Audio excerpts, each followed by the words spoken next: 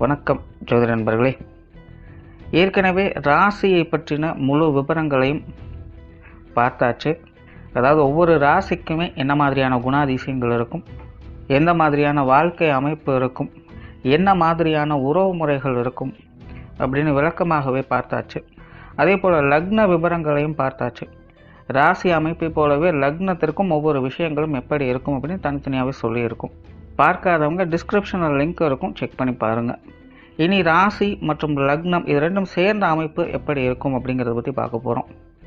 ஒரு குறிப்பிட்ட லக்னம் மற்றும் ராசியாக ஒரு மனிதருக்கு அமைந்து வரும் பொழுது அவங்களுக்கு என்ன மாதிரியான விஷயங்கள் இருக்கும் அப்படிங்கிறத பற்றி சில விளக்கங்களை ஜோதிடத்தில் பொதுவாக சொல்ல முடியும்.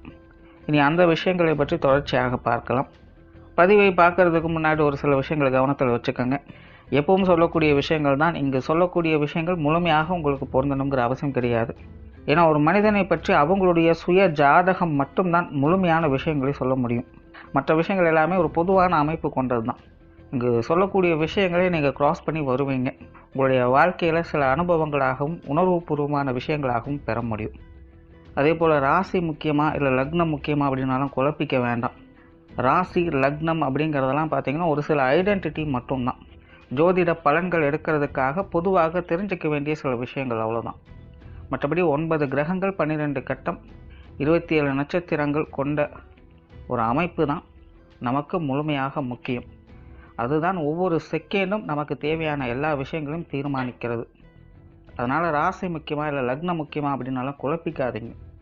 நம்ம யாருன்னு கேட்டால் நம்மளுடைய பேரை எப்படி ஒரு அடையாளமாக சொல்கிறோமோ அந்த மாதிரி தான் நம்மளுடைய சுய ஜாதகத்திற்கு அடையாளமாக இந்த ராசியும் லக்னமும் அமைந்து வருது. மற்றபடி இங்கே எல்லாமே முக்கியம் அப்படிங்கிறத மனசில் வச்சுக்கோங்க. கடகராசி துலாம் லக்னம். இந்த கடகராசி துலாம் லக்னத்தில் பிறக்கக்கூடியவங்களை காரியவாதிகள் அல்லது காரியங்களில் கருத்தாக இருக்கக்கூடியவங்க அப்படின்னு சொல்லலாம். அதாவது கீதை சொல்கிற மாதிரி கடமை செய் பலனை எதிர்பாராதே அப்படிங்கிற வார்த்தை இவங்களுக்கு முழுவதுமாக பொருந்தும். பொதுவாக யோக வாழ்க்கை முறைகளில் 4 யோகங்களை சொல்கிறாங்க. ஒன்று பக்தி யோகம், இன்னொன்று ஞான யோகம், கிரியா யோகம் மற்றும் கர்ம யோகம்.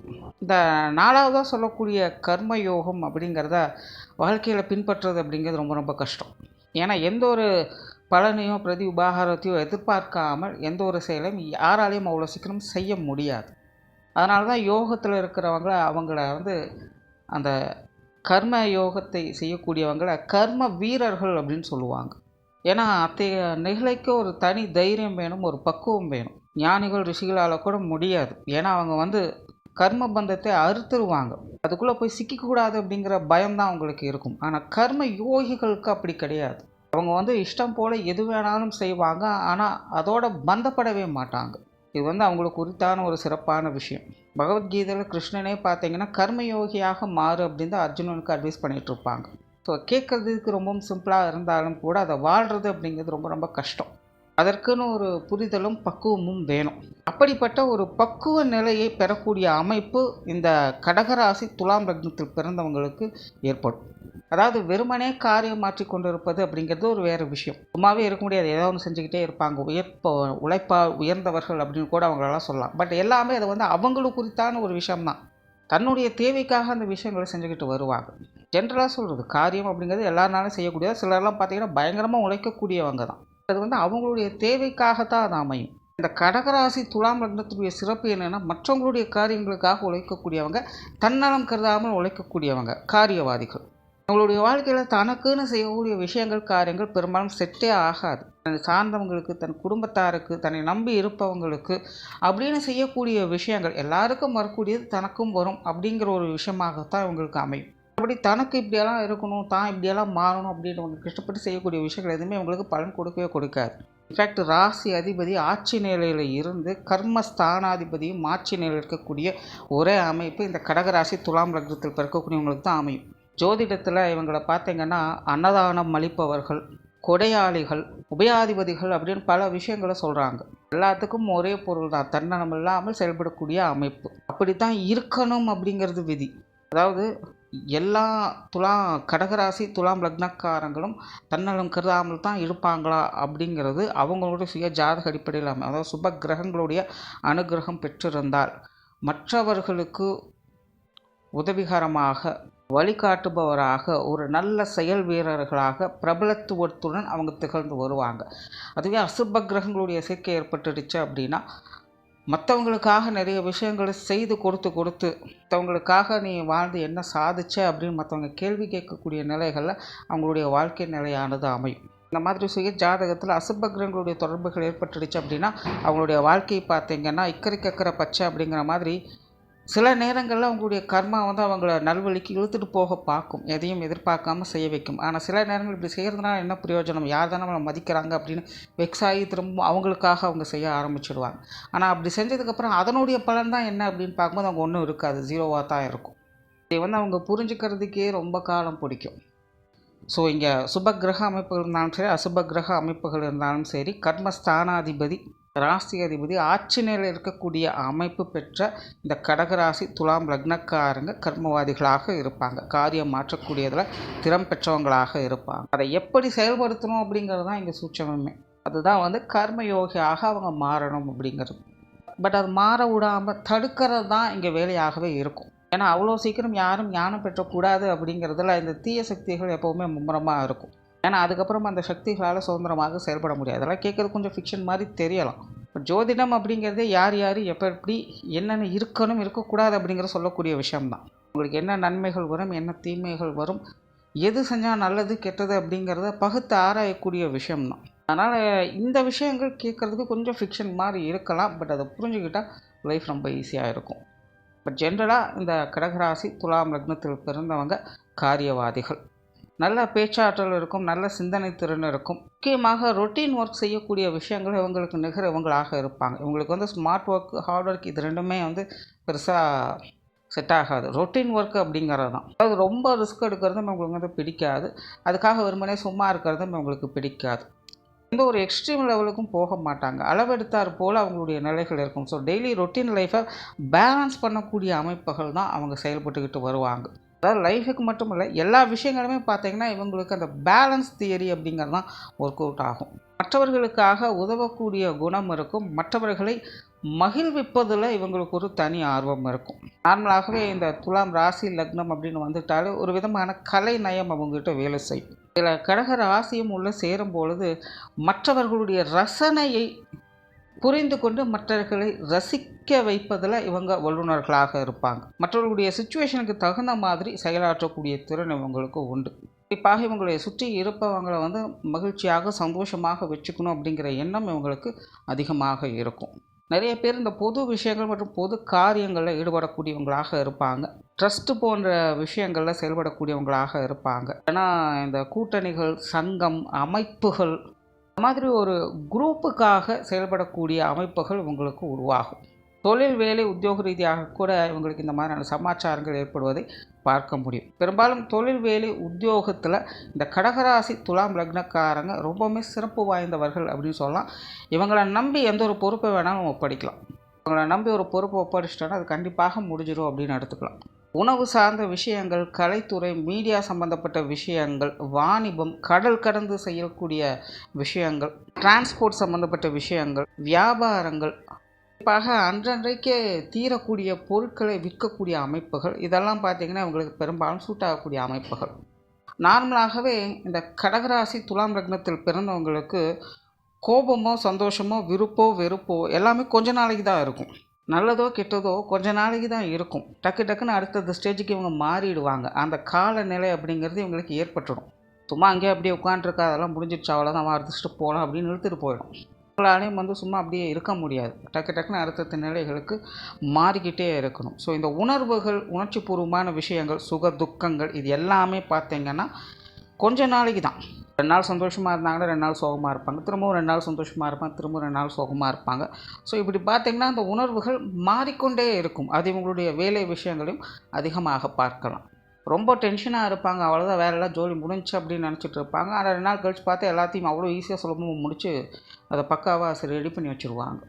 அது வந்து இவங்களாலே புரிஞ்சிக்க முடியாது. அதான் அன்றைக்கி அப்படி இருந்துச்சு, இன்றைக்கி ஓகே ஒன்றும் பிரச்சனை இல்லை, சரியாயிடுச்சு அப்படின்னு இவங்களே அடுத்த கேஷுவலாக போயிடுவாங்க. இது வந்து கடகராசி துலாம் லக்னத்துக்கே உண்டான ஒரு சிறப்புகள் அப்படின்னு கூட சொல்லலாம். பட் ஒரு சில நிலைகளில் இவங்களுக்கு இதுவே கூட கொஞ்சம் நெகட்டிவாகவும் வேலை செய்யும். சில நேரங்களில் சில முக்கியமான விஷயங்கள் காரியங்களை கூட ரொம்பவுமே கேஷுவலாக எடுத்துகிட்டு அதை அப்படியே க்ராஸ் பண்ணிட்டு போயிடுவாங்க. ஸோ அதெல்லாம் பார்த்திங்கன்னா மற்றவங்களுக்கு கொஞ்சம் டென்ஷனை ஏற்படுத்தும். மற்றவங்களுக்கு இவங்களை பார்த்தாலே எல்லாத்தையுமே ரொம்ப கேர்லெஸ்ஸாக எடுத்துக்கிறாங்க அப்படிங்கிற ஃபீலை கொடுத்துரும். ஸோ அதனால் இவங்களுக்கும் மற்றவங்களுக்கும் கொஞ்சம் கான்ட்ரவர்சியான நிலைகள் அப்படிங்கிறது பெரும்பாலும் இருக்கத்தான் செய்யும். பட் இருந்தாலுமே அதில் வந்து பெரிய லெவலில் அஃபெக்ட் எதுவும் ஆகாது.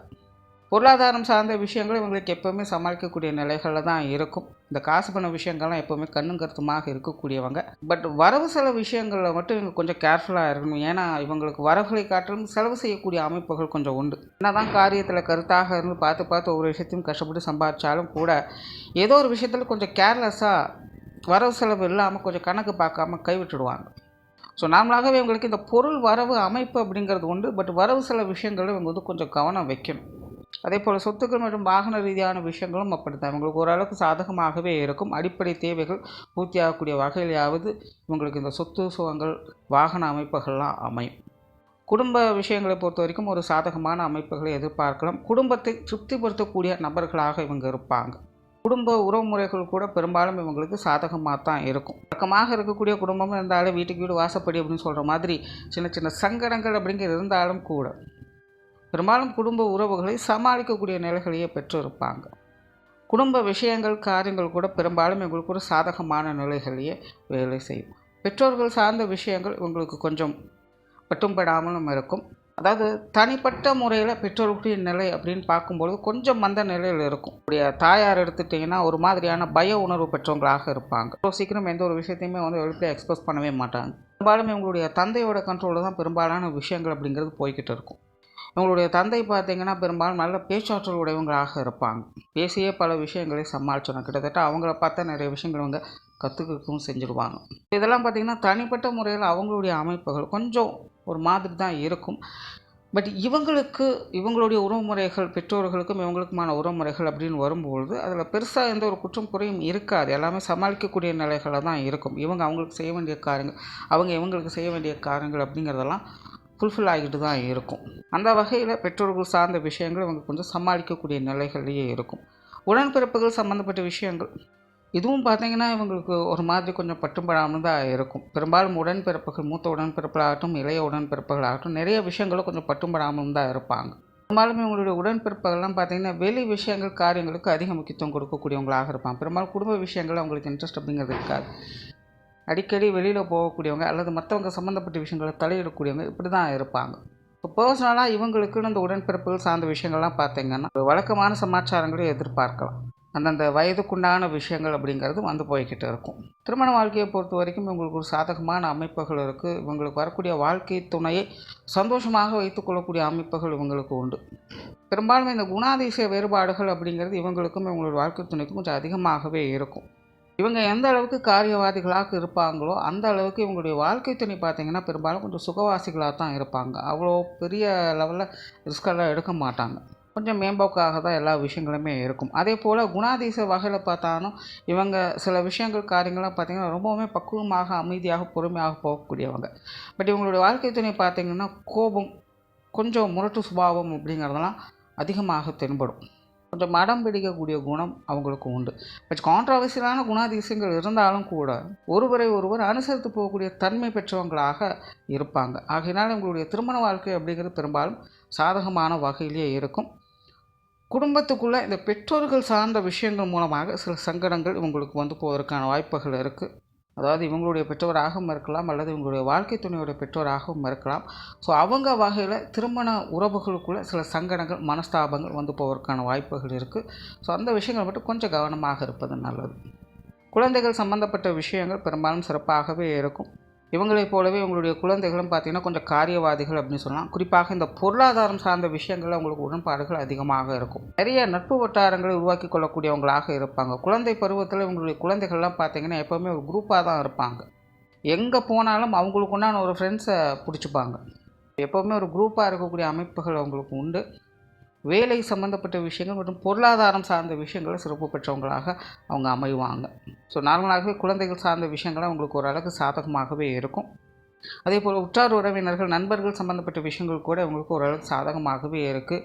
பெரும்பாலும் அவங்க வகையில் பிரச்சனைகள் சங்கடங்கள் அப்படிங்கிறத இருக்கிறதுல சின்ன சின்ன அரசல் புரசலான விஷயங்கள் அப்படிங்கிறது வந்து போயிட்டு தான் இருக்கும். இது எல்லாருக்குமே இயல்பாக இருக்கக்கூடியதான். மற்றபடி பர்சனலாக வந்து உறவினர்கள் வகையிலும் சரி நண்பர்கள் வகையிலும் சரி எந்த ஒரு சங்கடத்தையும் ஏற்படுத்திக்க மாட்டாங்க. அதாவது இவங்களாக அதை பெரிதுபடுத்தாமல் இருக்கிற வரைக்கும் எந்த ஒரு பிரச்சனையும் இல்லை. இவங்க போய் பேசினா பழகினா எல்லாமே பேசவும் செய்வாங்க, பழகவும் செய்வாங்க. இவங்களாக எந்த ஒரு பிரச்சனையும் வளர்க்காமல் இருக்கிற வரைக்கும் பெரிய அளவில் எந்த ஒரு பிரச்சனையும் இருக்காது. ஸோ நார்மலாகவே இவங்களுக்கு இந்த உறவினர்கள் நண்பர்கள் உற்றார் சம்மந்தப்பட்ட விஷயங்கள் அனைத்துமே பார்த்திங்கன்னா ஒரு சாதகமான நிலைகளில் தான் வேலை செய்யும். என்ன தான் மனஸ்தாபங்கள் இருந்தாலும் அதை மறந்து திரும்பவும் நல்ல முறையில் பழகக்கூடிய அமைப்புகள் இவங்களுக்கு உருவாகும். வெகு சிலர் மட்டும்தான் கொஞ்சம் ஈகோவோடு இருப்பாங்க, யார்கிட்டையும் அப்படி போய் பழக மாட்டாங்க. ஏன்னா அவங்களுக்கு வந்து சுய ஜாதகத்தில் கிரக அமைப்புகள் இந்த மாதிரி கொஞ்சம் வேலை செய்யும். மற்றபடி ஜென்ரலான அமைப்பு அப்படின்னு பார்க்கும்போது இவங்களுக்கு இந்த விஷயங்கள் எல்லாமே சாதகமான நிலைகளில் தான் இருக்குது. ஸோ ஓவராலாக இந்த கடகராசி துலாம் லக்னத்தில் பிறக்கக்கூடியவங்க பல விஷயங்கள் காரியங்கள் பெரும்பாலும் இவங்களுடைய வாழ்க்கையில் இவங்களுக்கு சாதகமான வகையில் தான் அமையும். பட் அது எல்லாத்தையுமே வந்து சரியான முறையில் கையாளணும். ஆரம்பத்தில் சொன்ன மாதிரி அந்த கர்மயோகி கான்செப்டை இவங்க வந்து செயல்படுத்தணும். கிடச்சிருச்சு அப்படின்னு இவங்க வந்து இவங்களுக்கு அதை யூட்டிலைஸ் பண்ண ஆரம்பிச்சிட்டாங்கன்னா அது கொஞ்சம் நெகட்டிவாக வேலை செய்ய ஆரம்பிச்சிடும். பட் அதுவே வந்து சரியான முறையில் பயன்படுத்தும் பொழுது இவங்களோட வாழ்க்கை முழுவதுமே ஒரு சுகமான சந்தோஷமான வாழ்க்கையை பெற முடியும். நன்றி, வணக்கம், வாழ்க வளமுடன்.